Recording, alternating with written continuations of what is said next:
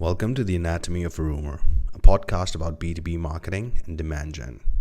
In this podcast, we strive to bring you some of the most brilliant minds in the field of marketing, go-to-market, and business. The whole reason we're doing this podcast is because no university in the world teaches you how the modern buyer wants to buy. The game has changed, but people are still playing it by the old rules.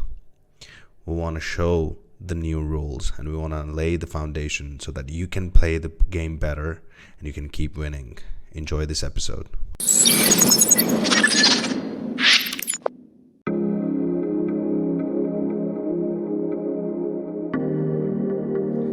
All right. Hello. Welcome back, everyone.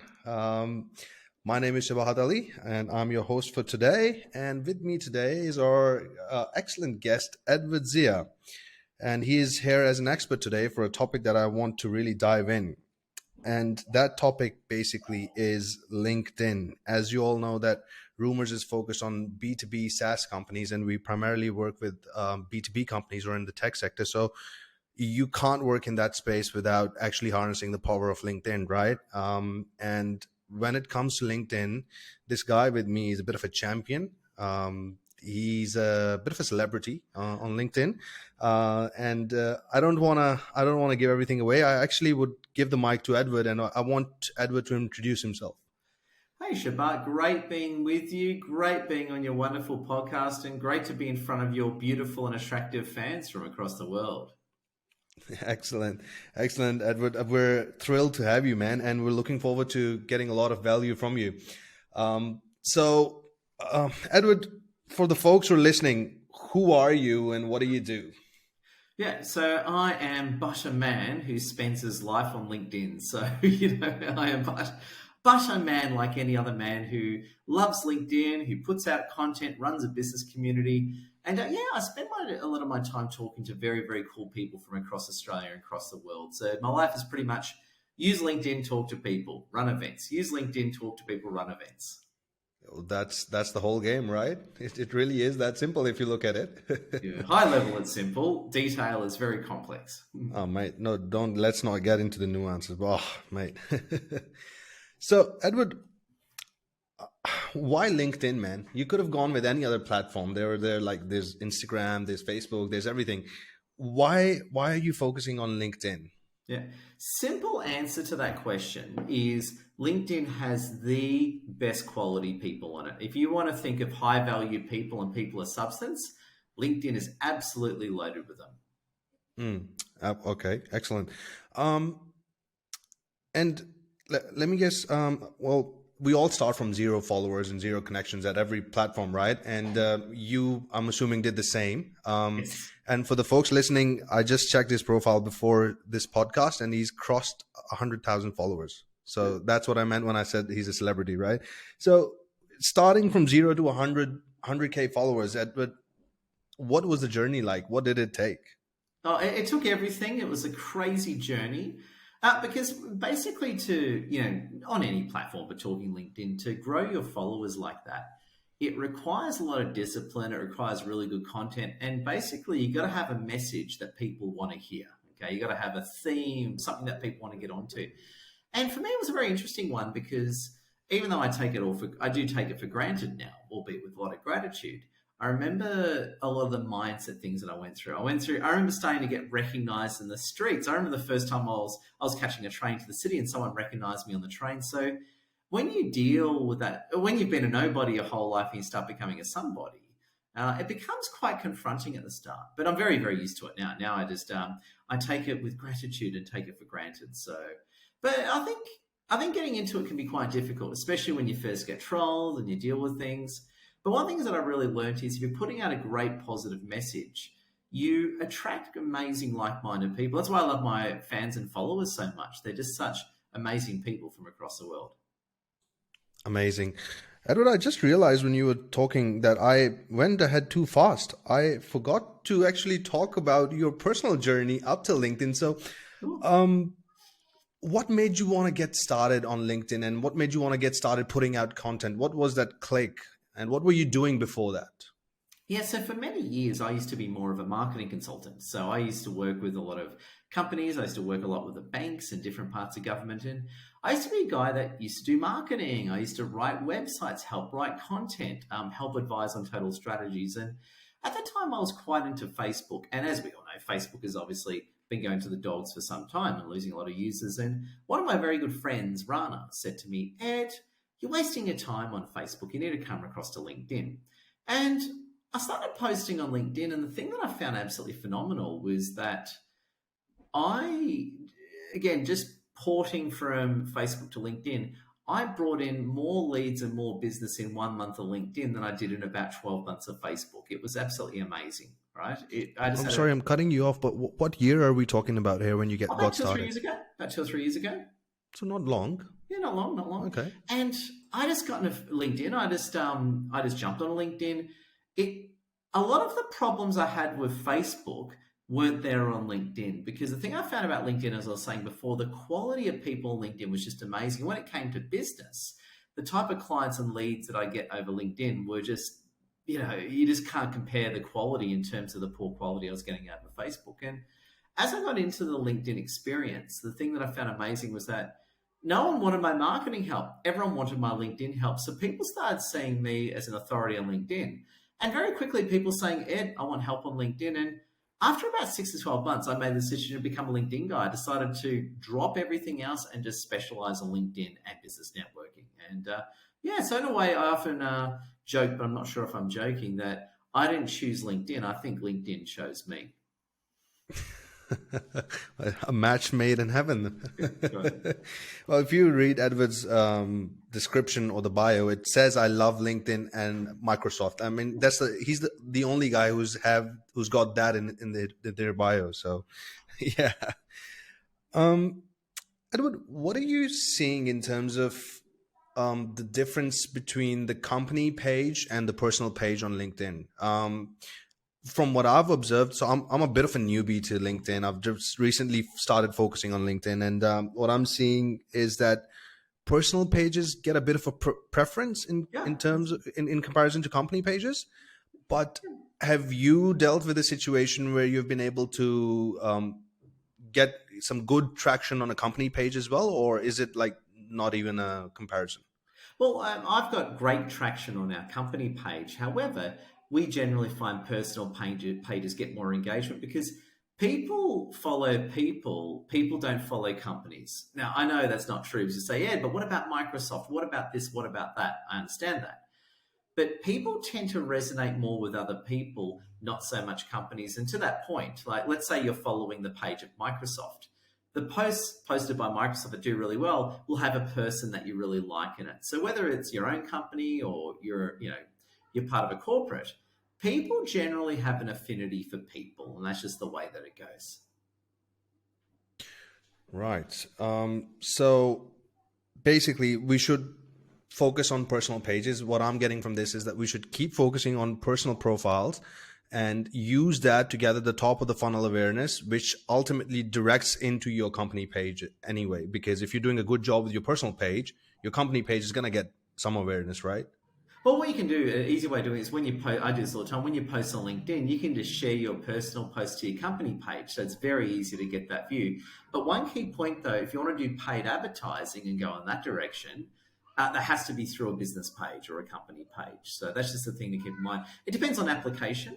But we recommend both. We're not like one's better than the other. Like have both. You might have your personal page. A lot of our community members will post their personal page and then they'll share their company page. Okay. Edward, I like to provide information that is very tactical for people, right? And that's what I'm going to try and do with this question. So let's work together. Let's say we have a hypothetical company here, which is a Yes. B2B company. Yeah. Okay. We're selling software and we're selling to mid-market level, right? Awesome. And you're the CEO of the company. It's a Series A company. How would you go about crafting your LinkedIn strategy? Yeah, look, at the end of the day, and the thing that I focus on is personal branding based. So, for let's say I was a CEO of a tech company, a lot of my content would include me and my staff in it. So, it wouldn't just be us putting out mindless ads saying sign up to our software. It would be myself and our people physically demonstrating that software. So use an example, Teachable, right, which is a huge educational platform. I use Teachable quite heavily as part of our business ecosystem. And the thing with Teachable, right, the thing with Teachable is that what makes Teachable really, really good is that they use people to promote what they're doing. That's very, very important. Right, excellent. So it's kind of like what Gong is doing as well. I don't know if you've seen Gong. I mean, that's what they do as well. They promote their employee profiles heavily, not just on LinkedIn. Like those guys have even put their top employees in billboards. So that was a pretty interesting strategy for me. Well, the thing is, and it's pretty easy to observe this, is people buy from people. Even if it's a big top company, people always want to buy from people. That's just how things go. Absolutely, absolutely, man. Yeah, that's always true, and that will remain true for as long as we're doing businesses. So you said you've been in the LinkedIn game for 2 to 3 years, and I'm sure because I've been in it for like a couple of months, and I'm already seeing some changes in the algorithm, right? And you've been into it for quite some time. So what are you seeing right now? Is what's happening in terms of the algorithm? Do you see any changes happening in terms of the reach going down, or in terms of the algorithm trying to push a certain kind of content and just restricting a certain kind of content as well? What are you seeing there? Oh, well, the LinkedIn, the algorithm changes every day. The algorithm is actually a mixture of human intervention as well as AI. So a very advanced platform with lots of changes. And interestingly, with it is lives are very popular right now. So lives are doing very, very well in the algorithm. So if you want to get heaps of views on LinkedIn, lives are a great way of going about it. All right. Okay. So lives, do lives give you reach beyond your network, or like, because what I know is whenever I've never gone live on LinkedIn. So whenever someone else in my network goes live, I get a notification, but I've never gotten a notification for someone outside my network. Yeah. Yeah, lives are very popular. So if you want to get lots of views on LinkedIn, lives are a great way to go about it. They just get a lot of views and they do really, really well. Okay. Cool. Cool. Do you do any sort of outbound on LinkedIn as well? No, look, not the answer is no, because the whole point is I'm putting out content to bring people to me. So I'll answer no to that. I don't really do outbound. It's more people that find me and discover me, follow me, and then come in that way. That's one of the points of being an influencer. One of the points of influencer marketing is to bring business to you. Yeah, cool. But because I see like the majority of the people, the use case for LinkedIn is still buy Sales Navigator and go hard on cold DMs, right? Do you see anyone having success with that? Not really, no. It's the answer is look. I love Sales Navigator, and I'm a personal user of Sales Navigator. But if you're just going to use Sales Navigator just to basically spam a lot of people, it's not going to work. If you're using Sales Navigator as a part of your overall business strategy, it's going to work really well. So, look, I think if you're using Sales Navigator combined with really good content, you're talking about something that can work really well for you. Okay, so yeah, and that's exactly what I do as well. Because it makes filtering down people easy. Sales Nav, right? It's not necessarily that it's a sales nav, so you have to do sales with it. You can just use it as a filtration tool, which is pretty good. I mean, it's very good in that remark. Yeah, I think the problem is more that people they'll use Sales Navigator like it's the early 90s. They'll think, oh my God, if I sign up for Sales Navigator, I get 100 emails a month, and I send out 100, I'll get 5 responses and one person will buy. It's more that attitude, which is really, really bad, right? It's more that Sales Navigator, it will give you access to people to create the discussion, but you still need your whole business and LinkedIn ecosystem to turn them into customers. Absolutely, absolutely. I want to go back to the fact that what are you seeing change? In terms of the reach of the platform, is it declining in your view? Oh, absolutely. It is declining because there's more and more people using it. So as more and more people post content, of course the reach does decline. But then on the other side of it is though reach might be declining, but the relevance is increasing. So what we're finding as a lot of people is you might, for example, get half as many views as you did 3 years ago, but your content's actually being seen by more potential target markets. So for example, I don't get as many views as I used to, but I'm getting more views by my potential customers. So, and that's a very much an open fact. So a lot of views are declining on LinkedIn, but the relevance is increasing. And that's the kind of the point of LinkedIn. The point of LinkedIn is not to get 1 million views. The point of LinkedIn is to make sure your content gets seen by the right people. Excellent. And in terms of, I forgot connection strategy I was talking about. So obviously when you're building out on LinkedIn, you're starting fresh. Connection strategy, you got to have a connection strategy, right? And you can't just be mindlessly adding people. What do you recommend as a connection strategy? And do you have one that you can share with us?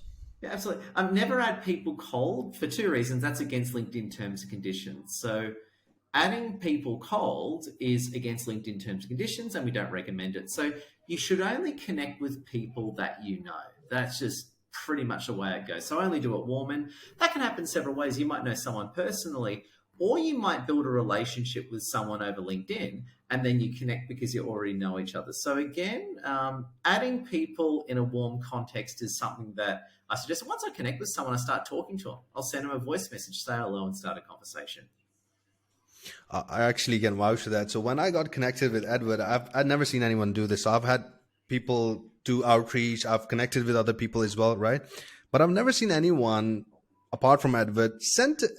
It was actually Facebook, Edward. When I got connected with you on Facebook, I was shocked. A few moments later, Edward sends me a video of himself. I'm like, what's this?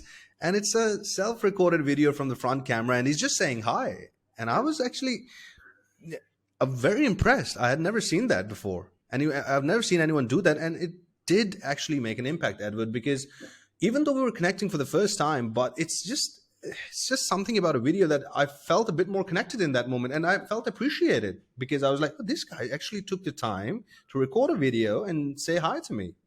So that is a skill that you guys can take away from Edward. And regardless of platforms, be it, again, I'm a LinkedIn guy, but I do the same thing on Facebook, because at the end of the day, if someone's going to connect with me, now I want to start talking to them. I want to find out who they are, what are they after, and just take it from there, And so what better way than sending a quick video or a voice message? And people pretty quickly tell me what they're up to. Sometimes people turn around and say, hey, Ed, I want to give you money. Awesome. You're definitely talking to the right guy. People sometimes like, hey, Ed, I just want to connect and be friends. Awesome. So and a lot of people miss that. A lot of people, and this is one of the big things about LinkedIn, if you just want to jump on LinkedIn and share content and get heaps of views, it's probably not the platform for you. If you're about sharing content but making friends and real connections, that's where LinkedIn sort of comes to its strength. And I think it's, you're spot on. And it's not just LinkedIn, right? It's any social network. A lot of us, we fail to use them properly. At the end of the day, it is a network. Just like in the real life, right? It's human beings on the other end, and it's about being personal, adding value, and connecting with each other on a human level. If you're doing that through a computer screen, doesn't change anything, right? Yeah, well, at the end of the day, it's the same thing. And it's like one frustration I have is when people say, I've been on LinkedIn and I haven't gotten any clients, right? And fortunately, our clients are quite smart. My clients are awesome. So this is, my clients say this, but more people who aren't my clients say this. And they'll say things like, I've been on LinkedIn, I haven't got any customers. And I'm like, awesome. How many people do you speak to every day over LinkedIn? They don't speak to anyone. I usually speak to at least 50 people a day over LinkedIn, right? And that's a mixture of people messaging me reaching out to people, right? And that's why I win. So, yeah, I share a lot of content. Yeah, I've got heaps of followers, and that's wonderful. But the real success is I actually speak to a lot of people every day over LinkedIn, be it their clients already, people coming in as clients, or just connections who just want to talk to me for whatever reason. But the thing about LinkedIn is, please don't think you're going to get heaps of views and win. It's the views plus it's those personal conversations that you have. Absolutely. And the actual magic happens in the DMs, as they say, right? Yeah. Even I look at content, people think content is going to get clients. No, content is not going to get clients. Content is just going to put your thoughts out there, which are going to give people something to connect with. They're going to just help people see who you are, what you think, and then they decide for themselves if they want to talk to a person who thinks like that. So it's not a strategy to get clients. It's a strategy to actually find like-minded people. Yeah. Yeah. Well, the content will bring you opportunities. Good content will bring you opportunities, but then it's up to you how you talk to that person. So, for example, if I'm talking to someone and I know they're interested in working with me, I'll try and ring them up or jump on a Zoom and have a real conversation, because in that conversation, quite often they'll sign up. I've had Mm. people, for example, talk to me over LinkedIn about doing business, and then let's say their numbers on LinkedIn, I just ring them up and they instantly sign up. So again, it's all about those real personal conversations. That's how you win on LinkedIn. And that's one of the Mm. biggest things I want to say to you and your fans is, if you're going to talk to people one-on-one, LinkedIn is the platform for you, and that's how you succeed on it. Absolutely, absolutely. And going back to that, Edward. So if are you generating any business through your company page as well, or is it all through 100% through your personal page? Oh, no, it's through a mixture of both, because my company page does get a lot of views. So it'll be a mixture of my personal and business page. Okay.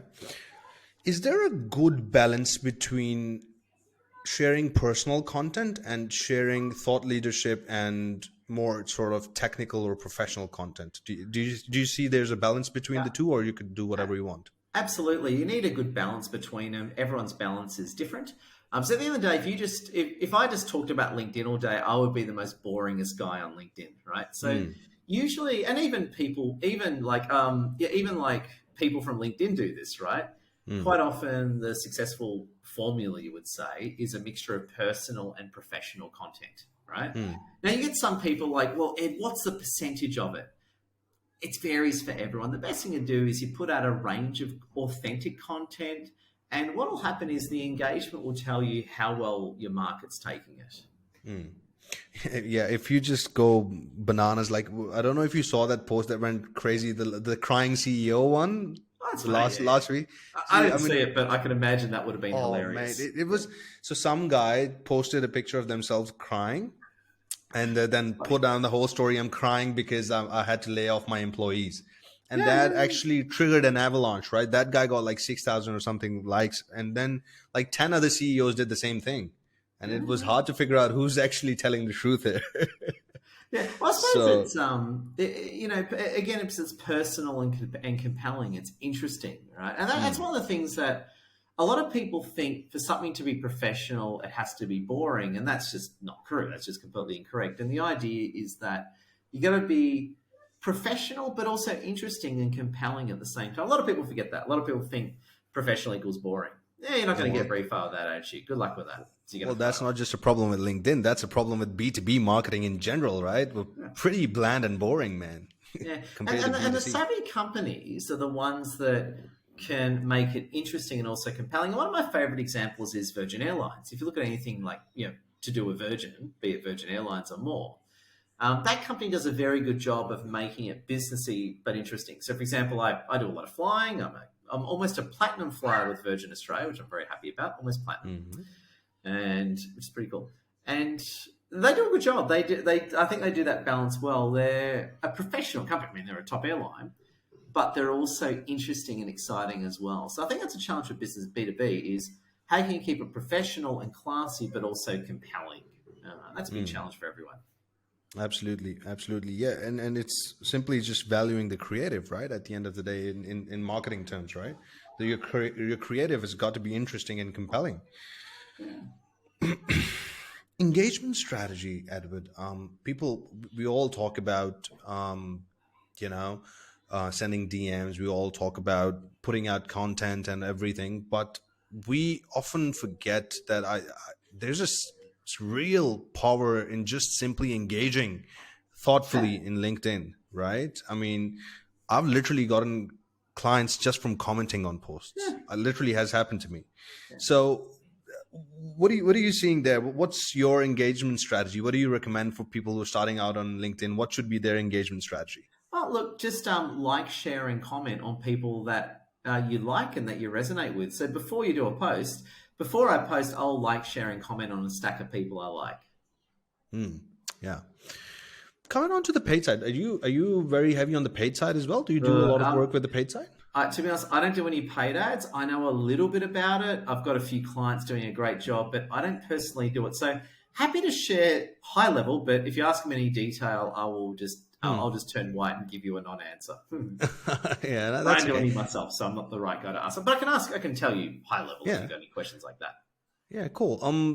Yeah, just probably generally, how important, like, would you say, like, in your whatever experience you have, what would you say? Is it still critical to have a dedicated landing page on LinkedIn advertising, just with, like, we have like ClickFunnels and stuff like that in on Facebook and stuff? But with lead gen, you can get LinkedIn's own native lead gen form, and a Yeah. lot of people are just substituting that for a custom landing page. What are your thoughts on that? Yeah, look, it's good to test both. Look, I use landing pages, even though I don't do paid advertising, I use landing pages all the time on LinkedIn. So, for example, I run monthly LinkedIn influencer workshops, and and that's got a landing page to sign up using lead pages, right? Mm. So, I suppose first thing is landing pages are very important. If your next question is, should you use should you use the LinkedIn version or your own version? Very hard to say. The best thing to do is do an ad and test both. So that comes down to your A/B testing. If you're, for Mm. example, using the LinkedIn one, it's bringing you tons of high value leads. Of course, you're Mm. going to use it. If you find it's maybe bringing leads, but they're not very well qualified, you might need your own landing page that walks people through more hoops to get a high quality lead experience. That's something you would look at on A/B testing. Mm. Okay, cool, cool. So tell us, Link, what are you doing? How are you helping clients right now in terms of LinkedIn? If people are listening to this and they're serious about LinkedIn, how can you help them? What are your offerings? And yeah, just tell me a little bit about what you offer. Too kind, Shabat. Yeah, so basically, help people take off on LinkedIn. So if someone wants to become a personal brand on LinkedIn and they want to build themselves that way, we've got mentoring programs, a VIP business community, and workshops. So the best thing to do is just reach out to me directly and say Shabat's awesome. If you say Shabat's awesome, it's great. And I love your name, Ali. Ali is my middle name as well, so great name, Ali. Um, Hmm. yeah, so pretty much that. So help people take off on LinkedIn and win big, become big personal brands.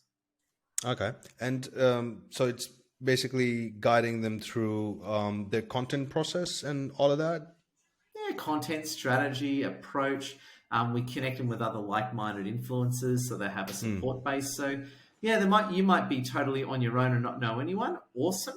You might already be taking off and just want to move faster. Awesome. So we've got a range. We've got people of all. We've got a very eclectic community of amazing and wonderful people, all at Hmm. different experiences levels as well. We've got people who have more followers than I do, and people that have only just installed LinkedIn on their phone the other week.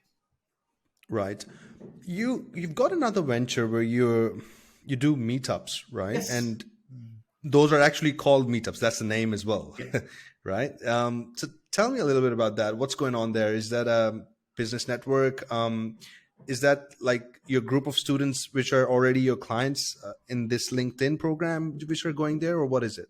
Yes to all the above. So Meetup.com is a huge, basically an events platform. It's like a rival to Eventbrite, you would say. It's a massive global platform called Meetup, and I was right into Meetup long before I got into LinkedIn. And with Meetup, the beauty is that Meetup directly overlaps with LinkedIn because if I run an event and meet a stack of people, I'll add them on LinkedIn. If I'm running a meetup, like for example, I'm flying to Brisbane tomorrow to run a meetup, I'll invite a stack of people I know from LinkedIn to our meetup. So Meetup is a great way of running events, be it virtual events using Zoom or face-to-face events, and it's a great way of bringing people together. Right, and our events are open, so a lot of our clients go to events. Plus, it's welcome to anyone with a good heart. We have anyone from successful business people to professionals. Even we get 19-year-old students rocking up. Hmm. Hmm. Because yeah, we're open to everyone. Excellent, excellent. And so you do them all over Australia, from what I've noticed. What about in Sydney? I've seen. I think you do them at Fish Burners. Yeah, so we do it mixed a few venues. We do it at Fish Burners. We also do it as Microsoft Reactor, sometimes at the Novotel. So yeah, no, our next one is as the time we're doing this recording, Friday, not this Friday, but next Friday, the 26th. You're very invited. Love to see you and anyone listening. Mm. And where is that happening? This one's at Fish Burners, 2:30. Fish Burners. Oh, nice, cool, excellent.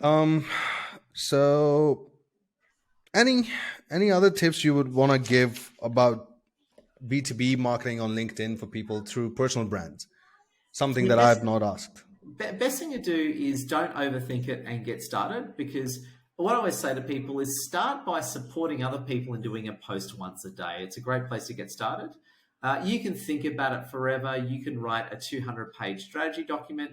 It won't help you until you start posting and getting real feedback and engagement results.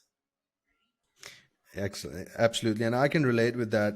For years, I held back from LinkedIn because I was just insecure, man. And I was thinking like, oh, the people on LinkedIn, it's just very corporate feeling up from the outside, right? It's like a very buttoned up feeling on LinkedIn. And I'm like, nah, I might as well stay away because everyone's an expert and I don't know enough. Yeah. And then once you start connecting with people, once you start getting into the circles, and you realize it's not so bad, right? It's not so bad. Well, in all fairness, and I can understand why LinkedIn's intimidating, because it's intimidating because, and I love saying it, and LinkedIn's a place for successful people, right? And when I say successful people, I don't mean you got millions of dollars. You could be an 18-year-old student who's got no money, but you're still a successful person. You've got that successful mindset, right? So it's very clear on the definition of success there. So if you're a loser, if you lack substance, you're going to be very insecure on LinkedIn because you can't hide on LinkedIn. I'm sure you can BS on the other platforms, but people on LinkedIn on smart, they can see through your lies in no time, right? So again, I can understand why LinkedIn's intimidating. I respect that. However, if you approach LinkedIn with a good heart and you're there to help people, you got nothing to worry about. Exactly. And that's what absolutely works the best on LinkedIn: authenticity. Right? You be yourself, and even if you're in the start of your journey, just share that I'm learning, and you'll get amazing support from that community. Yeah. Like Edward said, like people are really good and supportive, and they can see through your bullshit if you're just posting bullshit. So be careful about that as well. Yeah, totally. But then if anyone's watching this, they're not going to be posting BS anyway, because only awesome, honest, and winning people watch my stuff. And your stuff. So if you are watching this, that statement doesn't apply to you, because I know you're not like that. Excellent, Edward. Normally, towards the end of the show, we'd like to ask the guest to tell us where people can find you and connect with you. And I think that will be stupid in this case. I think we've been saying LinkedIn so many times that people already know what to do next, right? It's like at Bandcamp, LinkedIn. So yeah, exactly. Just add me on LinkedIn at Bandcamp, LinkedIn. Just add me on LinkedIn and just say, if you have to say, I'll only connect with you if you say Shibata's awesome. If you don't say that, I'll ignore your connection. If you say Shibata's awesome, I will connect with you and send you a voice message thanking you. Oh man, love that. So, all right, guys. I hope you guys found some value out of it. I wanted to do this episode because LinkedIn is an opportunity which is not to be missed, particularly if you are in a B2B space at the moment. And it is an opportunity that will go away like every other opportunity. It is a social platform. It used to be famous for its jobs and all that, but the platform has evolved. And now it's getting some serious traction. Like the stats were, I was just reading this morning that LinkedIn was forecasted to be at around probably 60 million people by 2022, and it's already about 800 plus or something like that. Yeah. So it's way beyond where the speed that it was supposed to go. So the opportunity will go away. Focus on it, and if you need support, contact Edward. I'm sure he'll be able to sort you out with that. Once again, thank you, Edward, for joining us, man. This was really valuable. Love seeing your content. Love the way you interact with people, and love the positive vibes that you're spreading. And I want to make time and join you in one of your next Sydney events if we can. Shabat, please come along next Friday. And to anyone listening, just remember, make sure you connect with Shabat and show the great guy Max love. Excellent. Thank you so much, Edward, for joining us today. Our pleasure. Thank you, everyone. Cheers. Thank you, everyone, for tuning into this episode of Anatomy of a Rumor. If you found the show valuable, likes and subscribes go a long way for the content creators. And if you have any questions that you would like us to ask from the guests on this show, or if you have any feedback about the show, feel free to reach out to us through our contact form on rumors.com.au, or you can write to us at aor@rumors.com.au. I repeat that, it's aor@rumors.com.au. That's Anatomy of a Rumor, and we'll see you next time.